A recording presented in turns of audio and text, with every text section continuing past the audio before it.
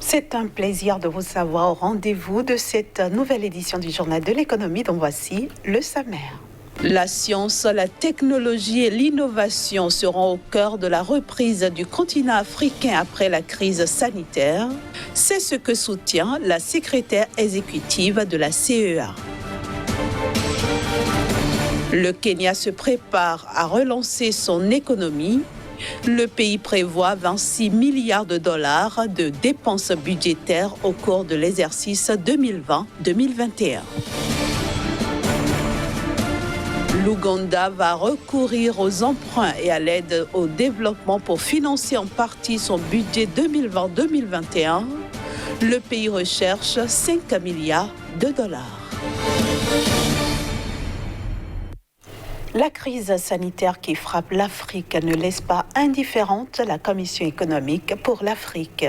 En marge d'un forum virtuel de 5 jours sur l'innovation et l'investissement pour combattre le Covid-19 en Afrique, Dr Vera Songwe, la secrétaire exécutive de la CEA, a souligné que la science, la technologie et l'innovation seront au cœur de la reprise du continent africain après la pandémie. Pour elle, l'Afrique a besoin d'innover pour définir des solutions locales afin d'endiguer la pandémie de Covid-19 et sortir de la récession économique que celle-ci a provoquée dans le monde entier.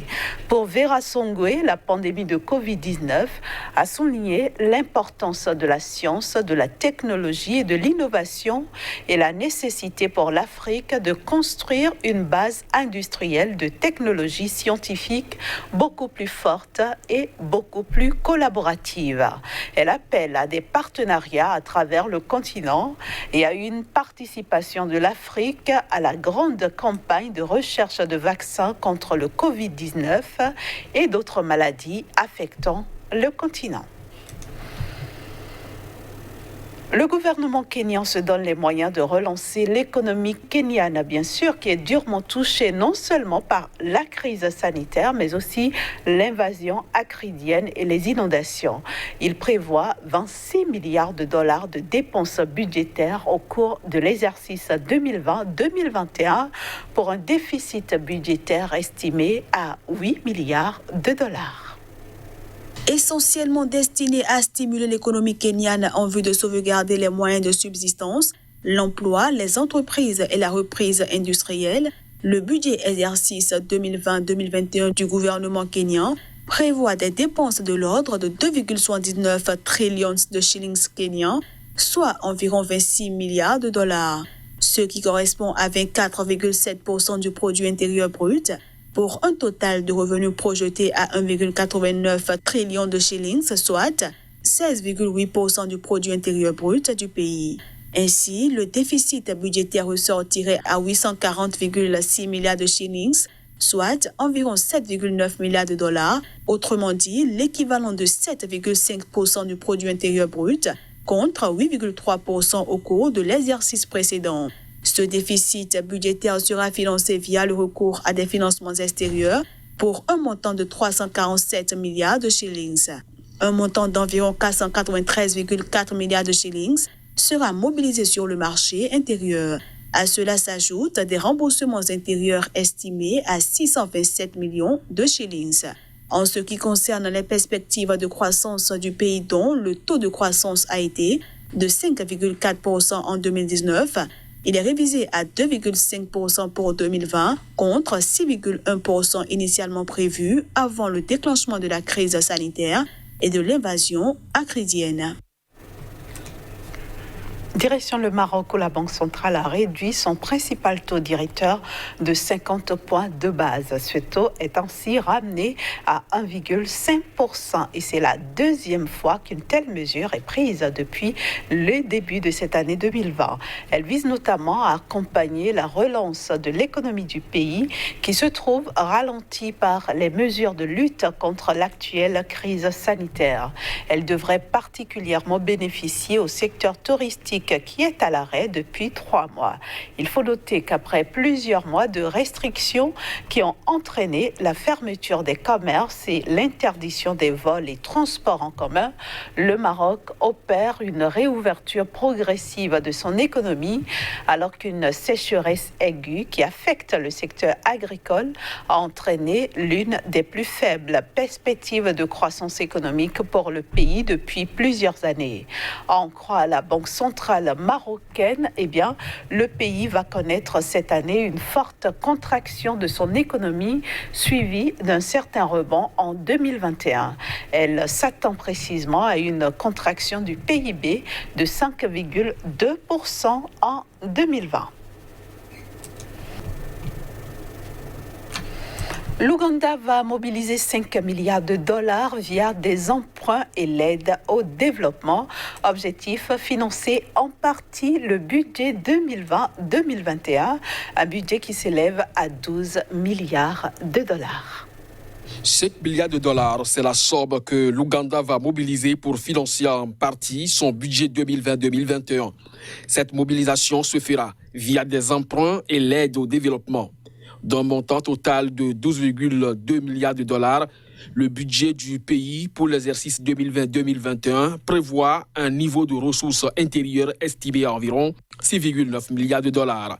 Le reste, soit 5,3 milliards de dollars, sera mobilisé à travers une série d'emprunts et l'aide au développement.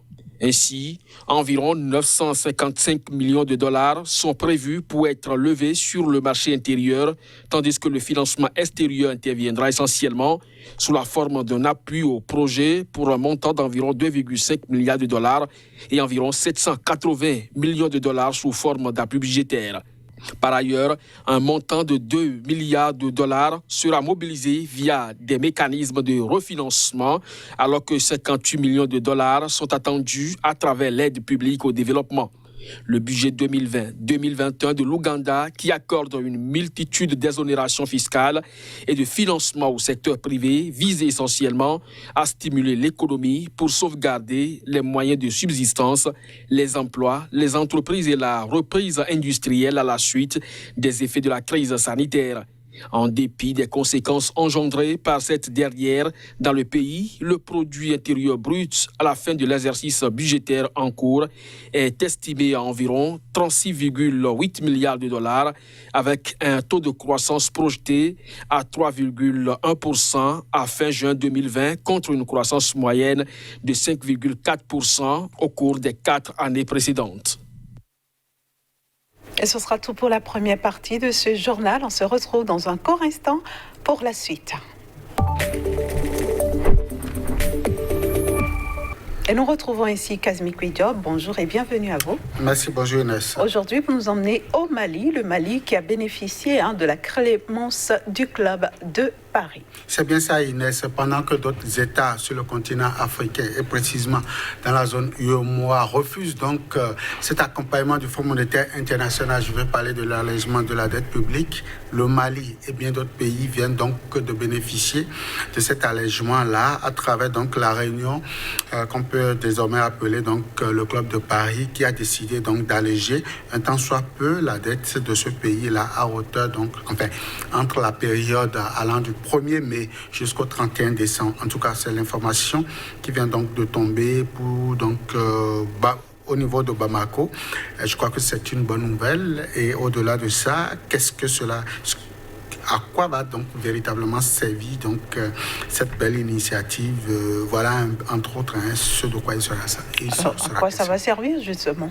Merci Inès. Il faut déjà préciser que le service de la dette par définition est donc la somme que l'emprunteur, et l'emprunteur ici c'est l'État Mali qui doit donc payer au cours de chaque année donc à celui donc qui a eu l'idée d'emprunter donc à l'État Mali pour véritablement accompagner la politique de développement de ce pays. Et donc, par définition, il s'agit ici de l'ensemble de la cagnotte financière que le Mali doit donc verser chaque année pour donc honorer son engagement, pour être cet État crédible. Alors, à quoi va servir véritablement cette dette? Il faut déjà le dire, lorsque le Club de Paris se réunit et décide donc d'alléger la dette, cela ne veut pas dire que les autorités de ce pays vont se mettre plein les poches. Donc, ce qui était donc réservé à être versé ici aux partenaires, non.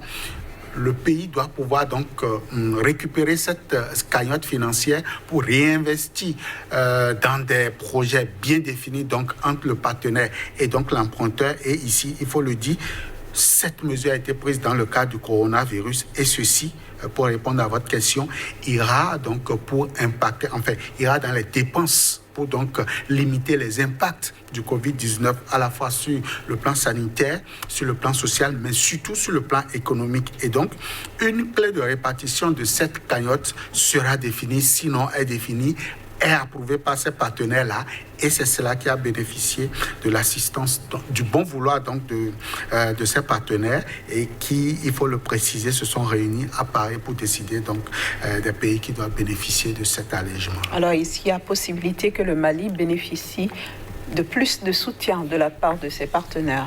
C'est possible, Inès, parce que lorsque nous voyons le communiqué issu donc de cette rencontre-là, où déjà, il faut le préciser, le Club de Paris qui s'est réuni, c'est autour d'un certain nombre de pays tels que donc la France, tels que la Belgique, tels que donc la République de la Corée. Oui, le Mali pourra bénéficier, pourquoi pas, de l'assistance d'autres pays comme l'Allemagne, comme l'Autriche, comme donc l'Australie et bien d'autres, l'Espagne, les États-Unis, la Fédération donc de la Russie et bien donc de pays aujourd'hui pourront également donc accompagner l'initiative de la France, de la Belgique et de la Corée du Nord. Oui, d'autres partenaires comme les partenaires multilatérales également pourront accompagner cette initiative. Et donc le Mali, si véritablement le besoin se faisait sentir, si la cagnotte donc réservée à accompagner dans le sens donc de cet accord ne suffisait pas, le Mali pourrait donc demander de l'aide. Et d'ailleurs, l'État malien, je crois bien, à l'occasion, a sollicité aussi les partenaires multilatérales véritablement pour venir à bout de ce qui convient désormais d'appeler la dette qui, de plus en plus, est en train d'étouffer les États au niveau du continent africain. Merci beaucoup à vous, Kazmi Kpidjo, et bon week-end. À vous de même. Bon week-end également à vous, chers amis téléspectateurs, bien sûr en compagnie des programmes de SICA, et retrouvez toute l'équipe du Journal de l'économie lundi à la même heure.